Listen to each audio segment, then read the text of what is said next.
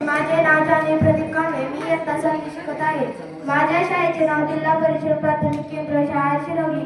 आज 14 एप्रिल निमित्त सर्वांना अभिवादन करते आणि मी माझ्या भाषणास सुरुवात करते. आज 14 एप्रिल म्हणजे डॉक्टर बाबासाहेब आंबेडकर यांची जयंती. डॉक्टर बाबासाहेब आंबेडकर यांचा जन्म 14 एप्रिल 1891 रोजी मध्य प्रदेशातील महू या गावी झाला. त्यांचे पूर्ण नाव भीमराव रामजी आंबेडकर असे होते. त्यांना भारतीय राज्यघटनेचे शिल्पकार असे म्हटले जाते. डॉक्टर बाबासाहेब आंबेडकरांना दलितांचा मुक्तिदाता म्हणून संबोधले जाते. समानता व समान हा विचार व विश्वाचा केंद्रबिंदू होता. डॉक्टर बाबासाहेब आंबेडकर यांचे 6 डिसेंबर 1956 रोजी मुंबई येथे महापरिनिर्वाण झाले.